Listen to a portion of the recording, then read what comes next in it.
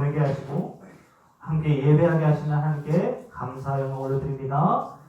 이번 주간은 회개와 빛의 초를 켜는 날입니다. 회개는 예수님이 오심을 맞이하는 자로서 온전하지 못했던 삶을 회개하시고 또 이 나라와 민족을 위해서도 함께 회개하시기 바랍니다. 그리고 또한 빛의 초가 켜져야 하는 주간입니다.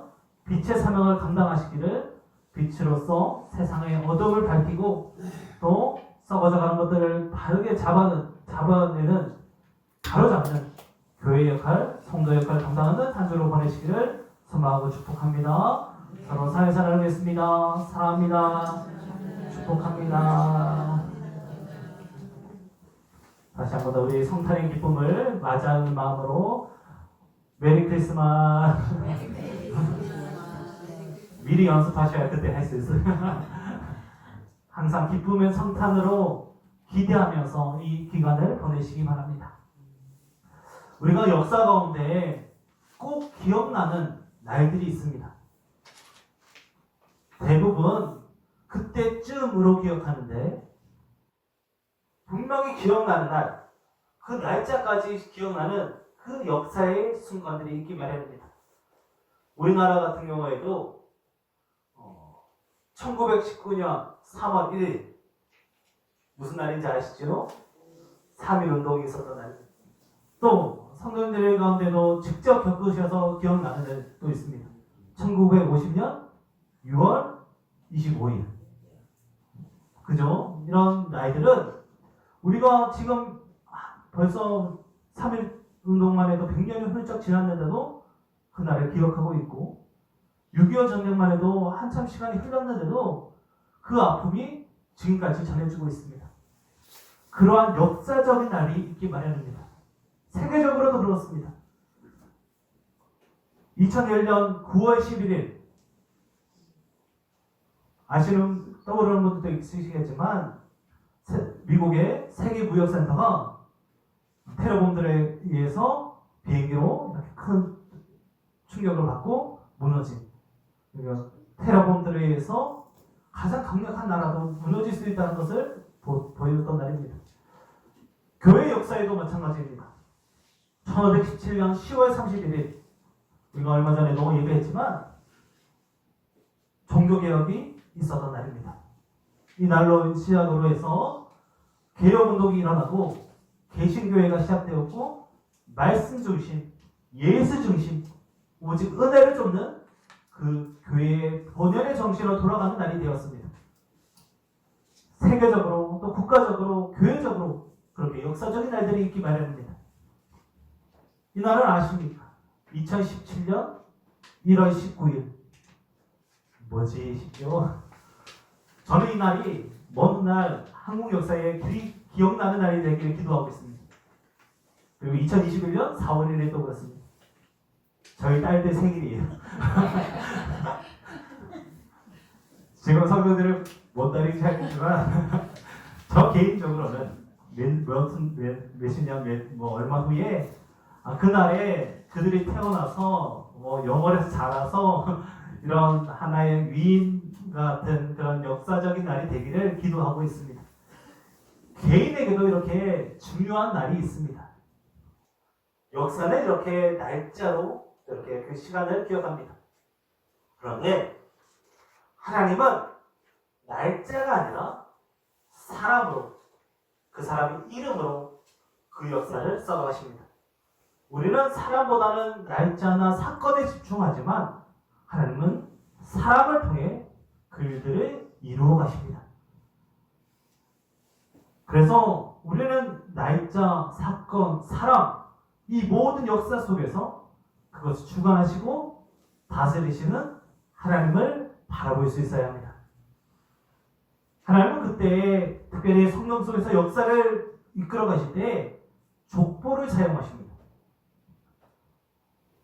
사람의 역사를 알 수 있는, 그리고 한 가문의 역사를 알 수 있는 가장 좋은 책이 족보입니다. 성경에는 수많은 족보가 등장합니다. 창세기부터 성경을 읽다 보면 그때 족보가 등장해요. 읽기조차 어렵습니다. 이름들이 너무 어려워서 제가 오늘도 1장 1절에서 17절을 다 읽어야 하는데 제가 잘 읽어낼 자신이 없더라고요. 시간도 그렇지만 이름들이 잘 모르는 이름도 많고 발음도 잘 되지 않습니다. 그래서 하나님은 재미도 없고 의미도 없어 보이는 이 족보를 왜 성경이 이렇게 많이 기록했을까라는 생각이 들기도 합니다. 그런데 우리의 믿음은 이것입니다. 하나님이 주신 성경에 헛된 글자는 토시 하나도 없습니다. 모든 성경은 의로교육하기에 유익하며 우리에게 은혜 주시고 우리가 선한 일을 행할 능력을 준다고 했습니다. 그러니 족보를 주신 하나님의 뜻이 분명히 있습니다. 성경의 족보의 특징 중에 하나는 모든 족보를 보면 그 족보 이전에 암흑의 시기가 있다는 겁니다. 죄악으로 가득하고 그리고 사람들이 하나님으로부터 멀리 떨어진 시기가 있습니다. 족보가 나타나고 나서 그 이후에 반드시 하나님의 구원의 역사가 나타납니다. 하나님은 구원의 역사를 일으키시기 전에 족보를 주시고 너희들이 누구인지를 알고 내가 너에게 행한 일을 기억하며 이제 내가 행한 일을 기대하라 하십니다. 오늘 마태복음 말씀은 예수님의 역사의 시작입니다. 예수님이 나타나기 전, 이 땅에 오시기 전 400년 동안, 이전 400년은 하나님이 침묵하시던 시기입니다. 선지자도 없었고 하나님의 뜻이 이 땅에 전해지지 않았습니다. 400년 동안 암흑의 시기였습니다. 그런데 이제 하나님께서 구원의 역사를 시작하십니다. 그 시작 전에 족보를 주십니다. 그리고 그 족보 속에 하나님은 역사를 어떻게 써가시는지를 우리를 통해서도 어떻게 역사를 써가실 것인지를 나타내 주셨습니다. 오늘 족보 속에서 하나님이 역사를 어떻게 써가시고 우리를 통해 어떻게 역사를 써가실 것인지를 깨달아서 하나님의 역사를 기대하고 또 역사의 완성되신 예수님의 다시 오심을 기대하며 살아가는 대림절이 되기를 소망하고 축복합니다. 오늘 1장 1절 말씀을 보니 예수 그리스도의 계보라라고 되어 있습니다. 마태복음은 족보로 말씀을 시작하고 있습니다. 족보는 한 가문의 처음 그리고 그 역사 그리고 지금은 어떠한 가문인지를 나타내는 중요한 기록입니다. 계보라고 되어 있는데 이게 비블로스 게네시우스라는 원어입니다. 보니까 비블로스는 책이고 게네시우스는 창조, 시작이라는 뜻입니다. 제네시스, 창세기를 창조라고 하잖아요. 그러니까 계보라는 원어를 보니까 시작의 책, 창조의 책이라는 뜻으로 기록되어 있습니다. 마태복음은 신약의 가장 처음에 배치되어서 하나님의 구원의 역사의 시작을 선포하는 책입니다. 족보는 그 사람의 정체성을 의미하기도 합니다. 지금은 그렇지 않지만 몇십 년 전만 해도 너 어느 집안 출신이야? 어느 가문이야? 라는 것을 중요하게 생각했습니다. 누구의 자녀이고 어느 가문 출신이고 그 사람이 어떤 가문에서 자랐는지가 그 사람이 어떤 사람인지를 설명할 수 있는 중요한 요소였습니다.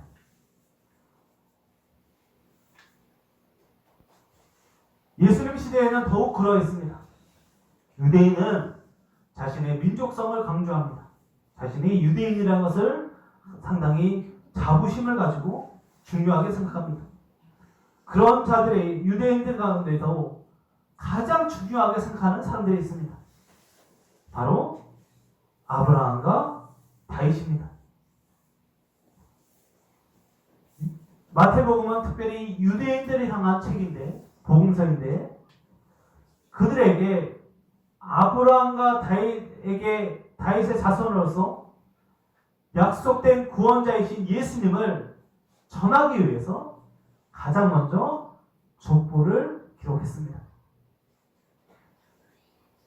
그래서 마태복음의 족보는 단순히 한 가문의 이야기를 하려는 것이 아니라 약속하신 대로 이루신 하나님께서 약속하신 구원자를 보내주셨고 이제 예수님이 그 구원하심을 이루신다는 그 복음을 족보를 통해 설명하고 있습니다.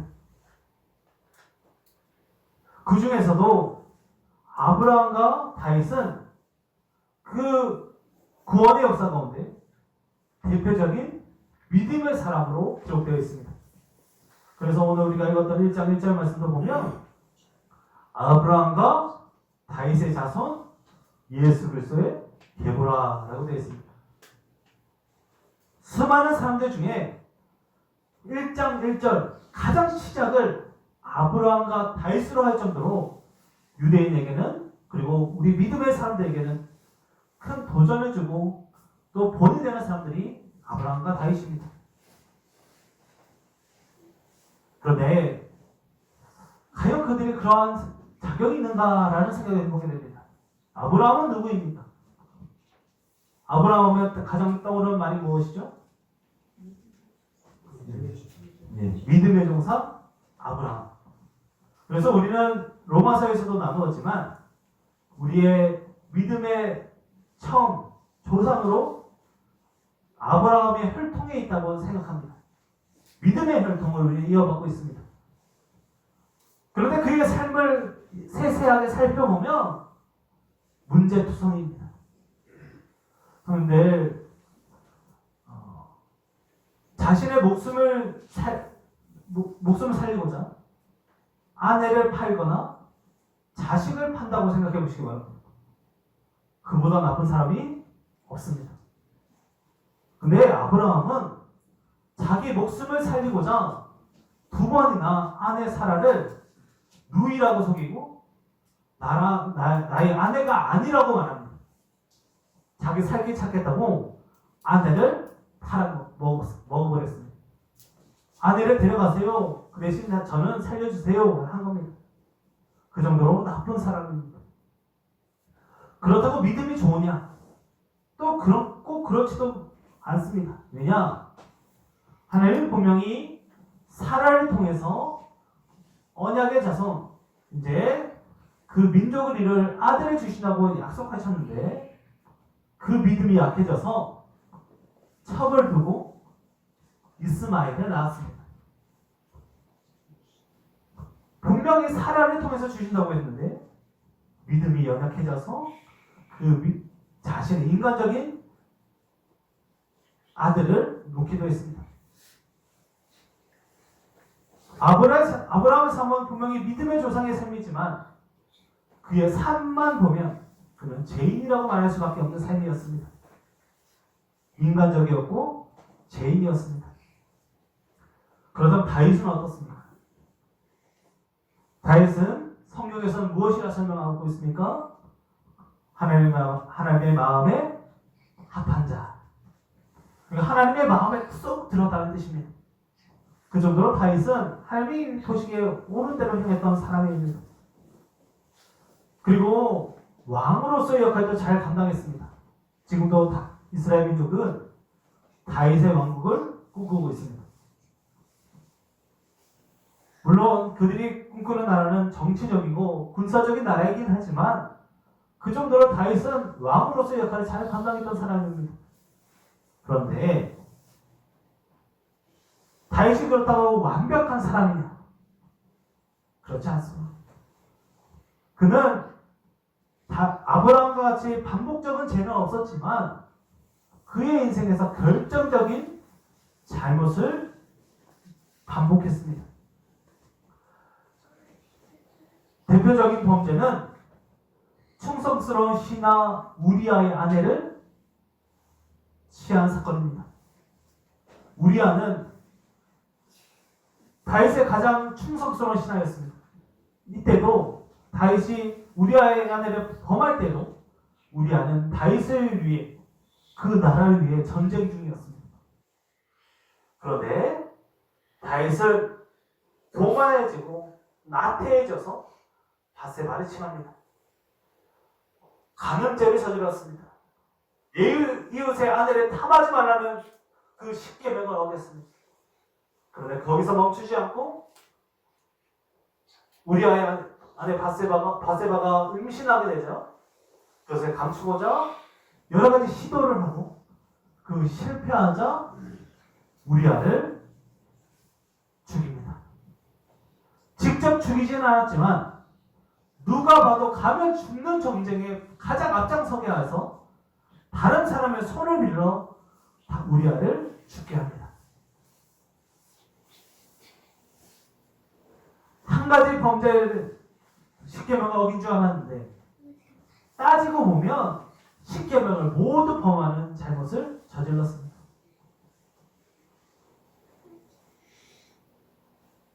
또 훗날 하나님께서 인구조사를 하지 말라고 했는데 인구조사를 해서 그 민족이 많은 죽음을 이르게 하는 범죄도 저질렀습니다. 아브라함만큼 소소한 죄가 반복되지 않았지만 큰 범죄로 민족의 위기를 불렀던 것이 바로 다윗입니다. 위대한 사람인 줄 알았는데 그들은 죄인이었습니다. 그런데 하나님이 그 죄인들을 예수님의 족보에 가장 앞자리에 세우십니다. 하나님의 역사를 죄인을 통해 이루어 가십니다. 이것이 바로 은혜입니다. 죄 지어도 되겠다가 아니라 죄인임에도 불구하고 하나님은 그들을 용서하시고 쓰신다는 것입니다. 하나님께서 아브라함의 삶의 모습이나 도덕성이나 신앙과 상관없이 그를 사랑으로 세우셔서 믿음의 조상으로 세워주셨습니다.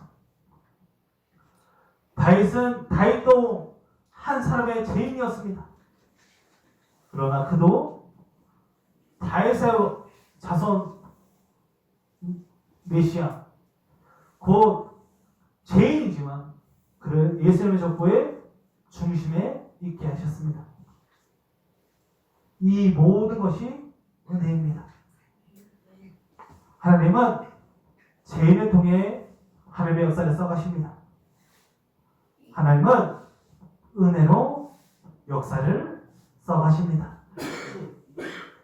우리의 죄인됨이 중요하지 않습니다. 우리의 현재가 중요하지 않습니다. 주님을 바라보시기 바랍니다. 하나님을 의지하시기 바랍니다. 우리에게 소망을 두지 마시고 오직 하나님의 역사심을 기대하시기 바랍니다. 우리의 죄인됨을 초월하여서 하나님은 새로운 은혜의 역사를 우리를 통해 죄인을 통해 오늘도 써가고 계십니다. 사람을 보면 실망하지만 주님을 보면 꿈을 꿀 수 있습니다. 그러므로 사람에게 소망을 두지 마시고 하나님의 역사심을 기대하시기 바랍니다. 죄인된 자를 통해 구원의 역사를 써가신 하나님의 역사심을 기대하면서 우리를 통해 또 죄인된 자들을 통해서 이루실 하나님의 반전, 하나님의 역사를 기대하며 살아가시기를 소망하고 축복합니다. 이처럼 예수님의 족보는 의인들의 역사가 아니라 죄인들의 역사입니다. 가장 대표적인 아브라함과 다윗도 그런데 우리가 알 수 없는 수많은 사람들의 이야기는 얼마나 큰 죄인들의 역사였겠습니까? 그럼에도 예수님은 그들을 통해 구원의 역사를 이루십니다. 또한 예수님의 이루시는 구원의 역사는 상식과 정통을 깨부십니다. 족보에 여인들이 등장합니다. 우리나라만 해도 가부장적인 족보이고 남성 중심적인 사회입니다. 지금도 그 모습들이 많이 남아 있습니다. 조선시대의 족보를 보면 여인들의 이름은 없습니다. 우리가 조선시대의 왕의 이름은 알아도 왕은 누군지 알아도 왕후가 누군지는 잘 모릅니다. 남성 중심의 역사이기 때문에 2000년 전 유대는 더욱 그러했습니다. 족보에 당연히 남자만 기록되어 있어야 했습니다. 그런데 예수님의 족보에는 여인들의 이름이 등장합니다. 다발, 라합, 룻, 그리고 바세바입니다. 또한 이들이 특징이 하나 더 있는데 모두 다가 이방 여인들입니다. 모두 유대인이 아닙니다. 유대인의 족보에 이방인, 그것도 여인들의 이름이 기록되어 있습니다. 그렇다면 이들이 정말 대단한 사람이냐? 얼마나 대단하면 이 사람들이 족보에 기록됐을까라는 생각이 듭니다. 그런데 그들의 삶을 보면 족보에 기록될 만한 사람들이 아닙니다. 다말이 누군지 아시는지? 이 사람은 야곱의 아들 유다가 다말을 통해서 베레스와 세라를 낳았다는 기록이 오늘 족보에 기록되어 있습니다. 유다가 다말에게서 베레스와 세라를 낳았더라라고 되어 있습니다. 이것만 보면 쌍둥이를 낳았는데 아내를 통해서 낳았구나라고 생각하게 됩니다. 이들의 관계에 대해서 자세히 설명하지 않습니다. 그런데 창세기 38장에 보니 깜짝 놀랄 말씀이 나옵니다. 유다와 다말은 시아버지와 며느리 관계입니다. 벌써 막장의 모습이 보이죠? 드라마가 이러고 나와도 사람들이 욕할 드라마입니다. 그런데 진짜 그러합니다. 다말이 남편이 있었는데 일찍 죽었습니다. 당시에는 남편이 일찍 죽으면 그 형제가 그 아내를 취해서 대를 이어지게 했는데, 왜냐하면 갑으로 살 수 없는 시대였으니 그 아들이라도 낳게 해서 자녀라도 낳게 해서 그 여인을 보호하는 제도였습니다. 그런데 아무도 책임을 안 져주는 겁니다. 그러니 다말이 지금 버린 것과 같이 되었습니다. 그래서 다말이 인간적인 생각을 해서 유다에게 자신 얼굴을 가리고 매춘부로 위장하여서 관계를 맺고 아들 쌍둥이를 낳습니다. 결국 임신에 대한 것을 유다에게 밝힙니다. 그러니까 유다는 입장에서는 어디서 모르는 남자랑 결혼해가지고 관계를 맺어가지고 나에게 이런 모욕을 주느냐 했더니 다말이 유다와 관계를 맺을 때 유다의 물건을 몰래 가지고 있었습니다. 유다가 그것을 보고 자신의 아들인 걸 알게 됩니다. 남편도 잃고 버림받아서 시아버지를 속인 여인이 예수님의 족보에 기록되어 있습니다. 라합은 누구입니까? 여호수아서를 보면 라합이 등장합니다. 거기에 여리고에서 기생으로 일하던 여인입니다. 정탐꾼들을 숨겨주고 훗날 이스라엘 민족에 함께 했던 여인입니다. 기생이 그 여인을 가장 예의 있게 기록한 표현입니다. 이 여인도 매춘부였습니다. 또 이 여인의 살던 곳은 성벽이었습니다. 성벽은 어떤 곳입니까? 여리고성이 커서 그렇지 성벽은 가장 위험한 곳이었습니다. 전쟁 나면 가장 먼저 불타고 무너지는 곳입니다. 그 정도로 사회에서 가장 외면받고 사람 취급 못 받던 사람, 그 여인이 라합이었습니다. 그런데 예수님의 족보에 기록되어 있습니다. 룻은 또 어떻습니까? 시어머니 나오미를 따라 모압에서 베들레헴으로 온 여인입니다. 그녀도 남편이 잃었습니다. 자,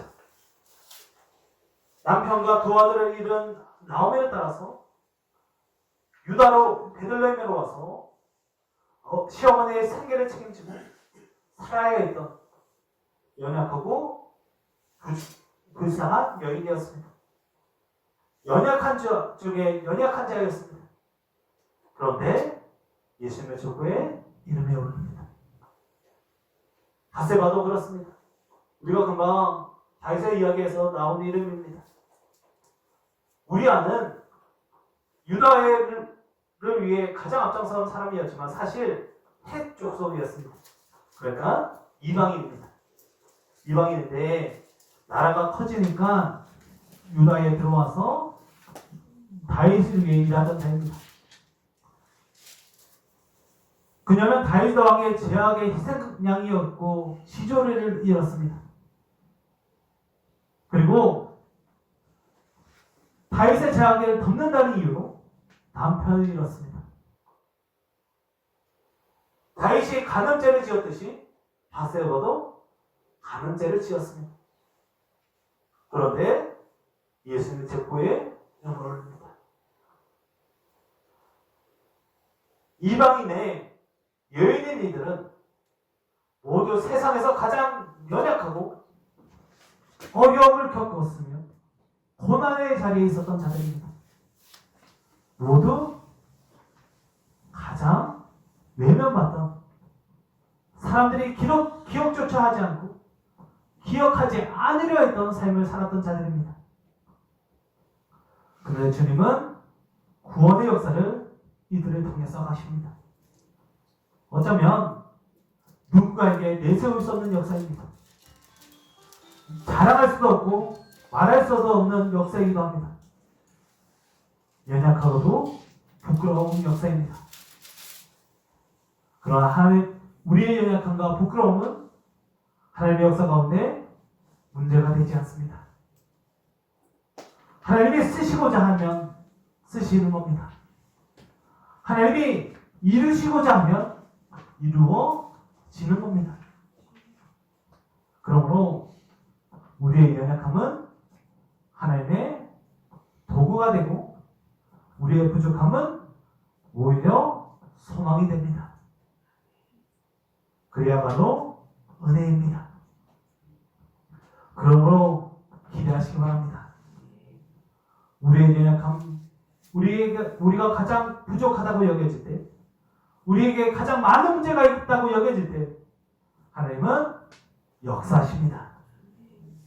하나님이 연약한 우리를 통해 막힘이 많고 문제가 많다고 여겨지는 그때에 놀라운 역사를 이루실 줄 믿고 하나님의 역사를 기대하시기를, 하나님의 강하심을 삶 속에서 경험하시기를 소망하고 축복합니다. 이처럼 예수님의 족보는 죄인들과 연약한 자들로 가득한 족보입니다. 나머지 이름들은 몇몇 사람들을 빼면 누군지조차 알 수 없는 사람들입니다. 역사적으로 찾을 수도 없는 사람들, 그들이 예수님 족보에 기록되어 있습니다. 또한 우리가 주목해야 할 것이 하나 있는데, 바벨론에 사로잡혀간 역사가 기록되어 있다는 점입니다. 포로가 된 역사가 기록되어 있습니다. 우리가 역사를 기록하면 성경도 후대의 기록을 남겨야 한다면 좋은 기록만 남기고 싶고 쉽지 않나 생각해 봅니다. 후대에 안 좋은 기록, 또 부끄러운 기록은 좀 숨기고 좋은 기록만 기록하고 싶을 것인데, 바벨론의 포로로 잡혀간 이야기를 굳이 예수님의 족보에 기록하고 있습니다. 지금도 사람들은 다른 사람에게 자신의 좋은 모습만 이야기합니다. 좀 민망한 이야기는, 또 아픈 이야기들, 슬픈 이야기는 쏙 빼놓습니다. 그런데 예수님의 족보는 이러한 아픔을 기록합니다. 아픔의 시간마저 하나님의 주관하심과 인도하심 안에서는 예수님으로 향하는 역사가 될 수 있기 때문입니다. 그래서 이러한 예수님의 족보에 대해서 진구천교회 원로 목사인 이동 목사님은 방황과 노예의 시기, 불순종과 실패의 시기, 그리고 포로와 좌절의 시기로 구성된 이스라엘의 역사는 결국 고난의 역사, 어둠의 역사입니다 라고 말합니다. 주님이 족보에 이런 아픔과 고난의 역사를 기록한 이유는 하나님의 은혜를 강조하기 위해서입니다.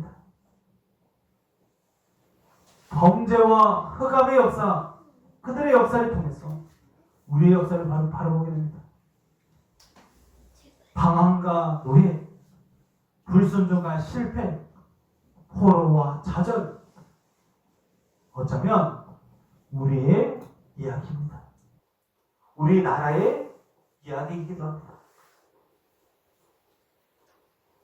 이러한 우리의 역사 속에서도, 우리의 실패의 역사 속에서도 우리는 하나님의 놀라운 은혜를 경험할 수 있습니다. 그러므로 기대하시기 바랍니다.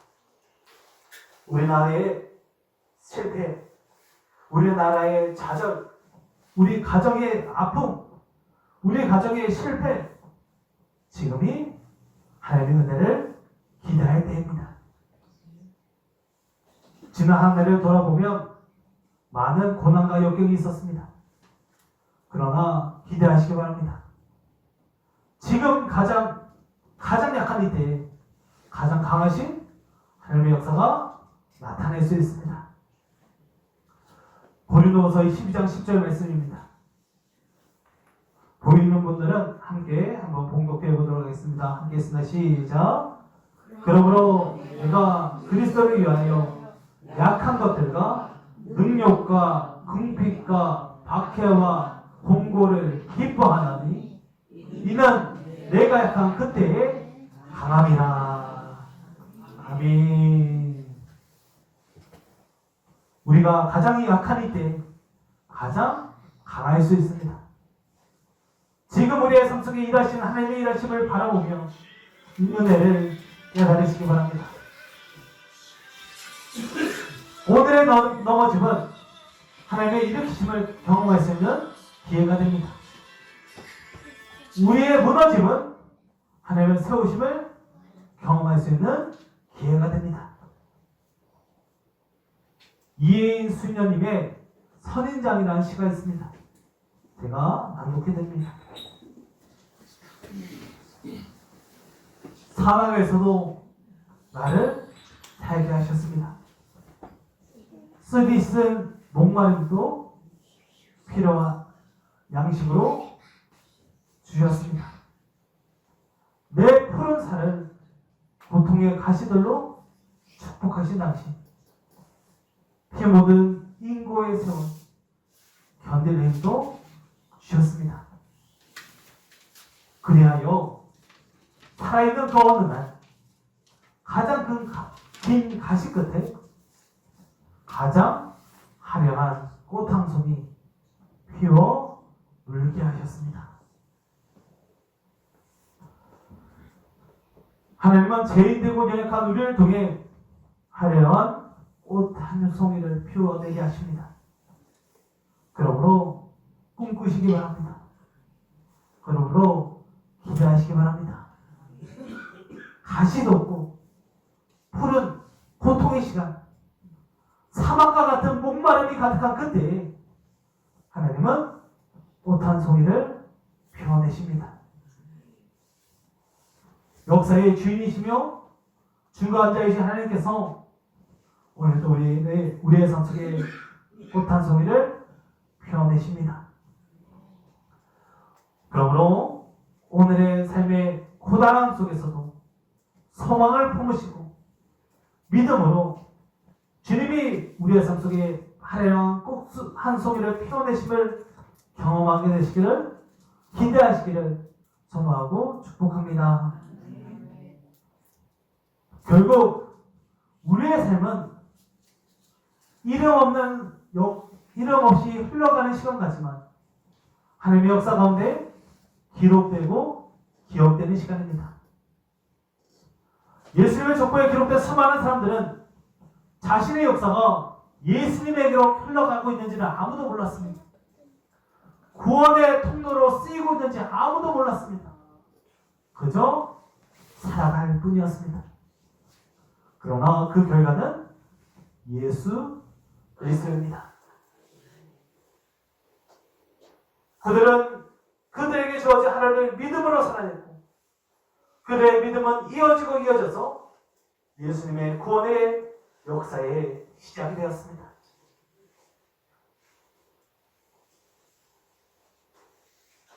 그러므로 우리도 그들처럼 오늘을 살아내야 합니다. 오늘을 믿음으로 살아내게 하시려고 영원토록 소망을 품고 살아가게 하시려고 예수님이 이 땅에 오셨습니다. 그리고 온 세상을 살아내게 하시려고 온 세상을 구원하시려고 예수님이 오셨습니다.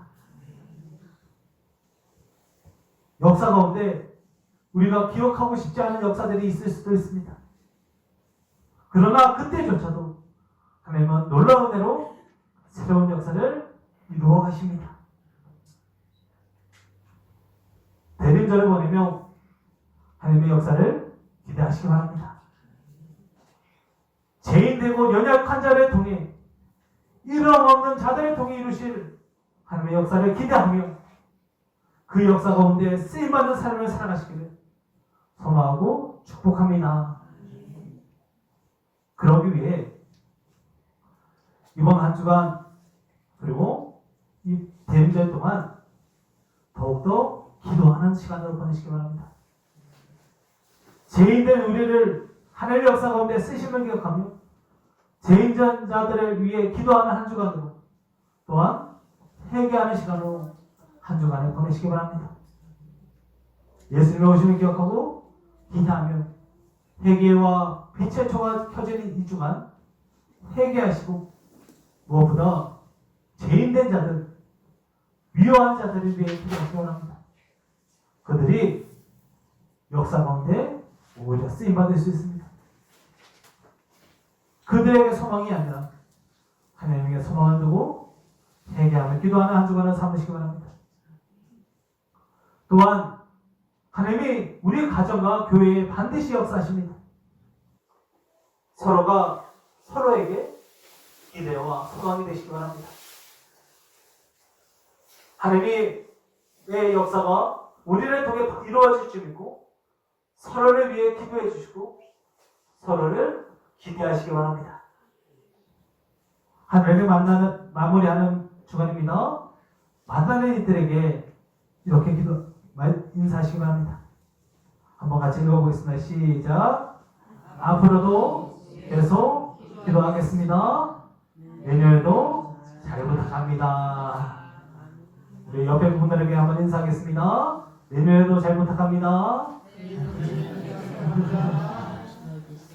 뒤에 분들에도 한번 해볼게요. 앞뒤 분들에도 인사합니다. 내년에도 잘 부탁합니다.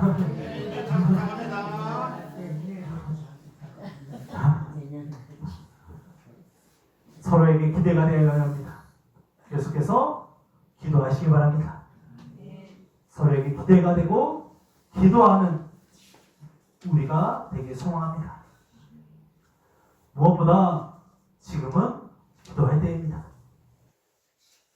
지금 나라가 많이 혼란스럽습니다. 하루하루가 불안합니다. 그러나 기대하시기 바랍니다. 이 역사조차도 선한 것으로 흐르고 구원의 역사로 이어지도록 나라와 민족을 위해 이번 한 주간은 그리고 당분간은 더욱 기도하시기 바랍니다. 결국 예수 그리스도입니다. 우리의 인생은 예수 그리스도로 향하고 예수 그리스도라는 답을 찾아가는 여정입니다. 대리인자를 보내며 사망을 걸어가는 것 같고 고통에 가시가 찔리는 것 같고 너무나도 목마르고 아픈 시간이 이어지는 것 같지만 그럼에도 예수 그리스도입니다. 우리의 삶은 예수로 향하고 있습니다. 예수님이 우리에게 찾아오셨습니다.